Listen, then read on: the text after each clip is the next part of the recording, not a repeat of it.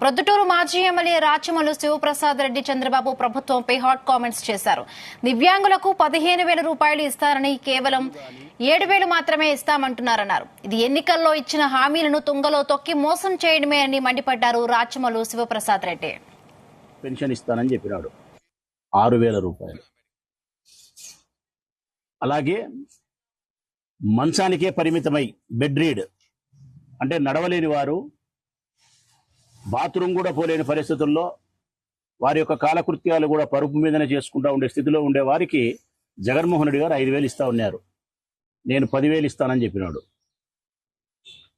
Kidney పేషెంట్లకు dialysis చేసుకునే వారికి జగన్మోహన్ రెడ్డి గారు 10,000 ఇస్తా ఉన్నారు. ఈయన 15,000 పెంచినాడు. ఈ 4 రకాల పెన్షన్లను ఏప్రిల్ 1వ తారీఖు నుంచి పెంచుతూ తీర్మానం చేసినాడు. ఆయన పెంచేసినా అని చెప్పినాడు. ఏప్రిల్ 1 నుంచి ఈ పెన్షన్ పెంచినాము, మీకు ఏప్రిల్ 1 నుంచే ఇది అమల్లోకి వస్తుంది. మన ప్రభుత్వం వచ్చిన వెంటనే ఈ 3 మాసాలకు ఉండే వ్యత్యాసమైన సొమ్మును పెంచిన మొత్తాన్ని కలిపి మీకు ఇస్తాను అని చెప్పినాడు. ఆ ప్రకారంగా రేపు వృద్ధాప్యంలో ఉండే వృద్ధులకు 7,000 రూపాయలు ఇస్తా ఉన్నారు. సంతోషం. రేపటి దినం దివ్యాంగులైనటువంటి నా సోదరులకు, నా చెల్లెళ్లకు 15,000 రూపాయల పెన్షన్ ఈ రాష్ట్ర ప్రభుత్వం వారికి అందించాలని నేను ఆశించిన. అయితే ఇప్పుడు ప్రభుత్వ అధికారులను అడిగితే, మున్సిపల్ కమిషనర్ గారిని ఎందుకు అడిగితే, లేదు 6,000 రూపాయలే మేము ఇస్తా ఉన్నాం, రాష్ట్ర ప్రభుత్వం మాకు అందించిన డబ్బు 6,000 రూపాయలే, వారు ఇచ్చిన ఆదేశం 6,000 రూపాయలు ఇవ్వడమే అని.